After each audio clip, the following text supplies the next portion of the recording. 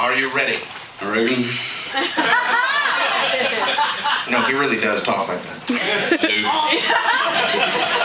do. He's fucking awesome.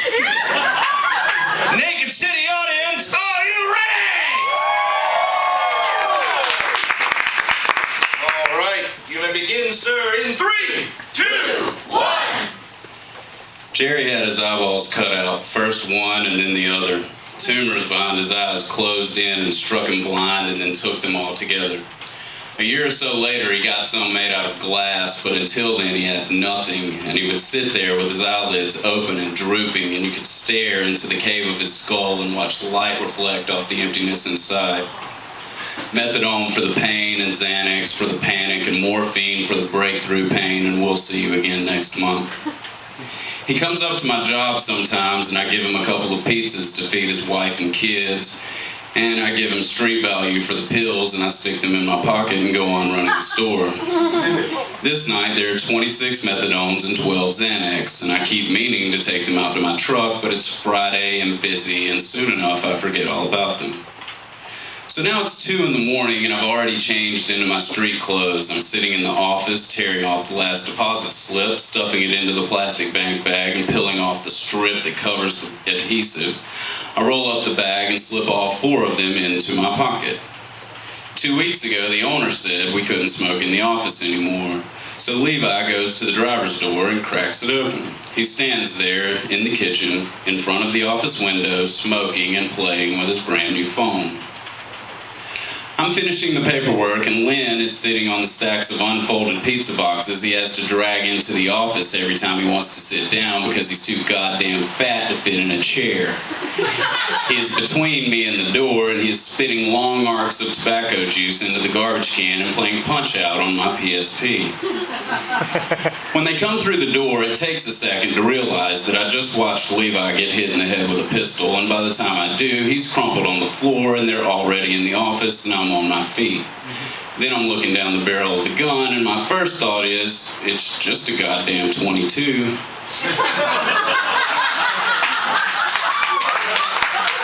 Give me the money, he says. I look up from the gun, and from between the hood and the bandana, he is staring at me. I don't know what he sees when he looks into my cold, dead eyes, but I know what I see in his, and it does not scare me at all. I can see the other one holding Levi's phone in his hand, and Lynn is still just sitting there playing Punch-Out between us, but he has stopped spitting into the garbage can, and that's when I start to laugh. The one with the pistol takes it away from my face and hits Lynn in the head with it and points it at my face again. Then the other one snatches my PSP out of Lynn's hand, and I stop laughing. I would like to tell you exactly what I said, what I called him, but every time I write it down, the goddamn paper catches on fire, and I have to write all this shit over again. I assure you that I was emphatically clear that he should go ahead and shoot me in the face. He hits Lynn with the pistol again, and I know this piece of shit isn't about to shoot anybody. But then Lynn says, give him the money. And I can see that he's bleeding. I glance at the window, and Levi is standing there holding the side of his head, and blood is seeping out from between his fingers where he is cradling the ear that has been split in two. Okay, I say, but I already know I'm not giving these dudes shit, and I reach down and pick up the empty cash box and hold it out. The one with the gun snatches it from me, and they run out the door and into the night. No one says anything for a minute, and I can hear the oven clicking as it cools down. They're both looking at me, Levi through the window and Lynn from the stack of boxes beside me. It takes a second to figure out what they want. And then I say, I ain't never called the pigs in my whole goddamn life, and I ain't fucking starting now. Levi's leaned up against the window, and now there is blood smeared across it, and I never even got to play that goddamn PSP. Oh, god damn it, I say, and reach out to push the panic switch. Let's pause for a minute and back up 10 years. I'm sitting alone in a living room in a sprawling apartment complex in Costa Mesa, California. It's Monday night, and I'm settling into the second match on Raw and waiting for The Rock to come out and lay the smackdown on some Rudy Poo candy asses when I hear a loud crash and glass breaking and falling and breaking again and laughing and shouting and then many shuffling feet. I step out onto the back patio and see a bunch of Mexican kids running away from the vending machine. I head out the gate and walk over to it and see that everything is gone except for a single Snickers bar lying in the bottom amongst myriad shards of broken glass. I never made a conscious decision to take it. I was standing there looking at it, and then it was in my pocket, and I was on my way back to the living room following the smell of what The Rock was cooking. The bitch had already grabbed me by the arm before I realized she was a cop, and then she was saying, "What do you have in your pocket?" as I was trying to pull away from her. "A candy bar," I say.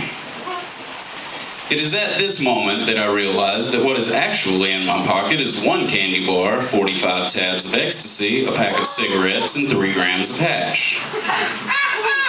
I had gotten the pills from a girl in Seattle, and I was using them to pay my rent, doling them out a few at a time to whoever happened to be around.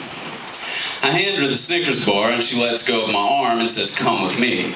And as I hear myself start talking about dirty little Mexican kids and how I ain't even from around here, I begin to understand that I'm about to go to fucking prison over a goddamn candy bar I never wanted in the first place. So here we are in this tiny office, and Lynn is bleeding by my side, and Levi is bleeding up against the window.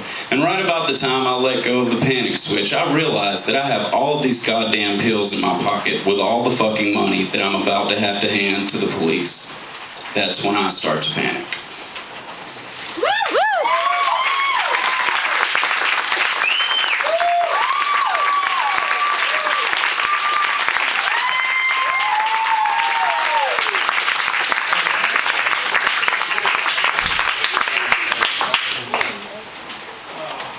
Man. I don't know if you guys have ever seen Tombstone, but you know, you're more appealing than Val Kilmer's Duck. You're like the real life version. Yeah! It's fan-goddamn-tastic. Spin that fucking wheel. Please get we buy you a drink. Please get we buy you a drink.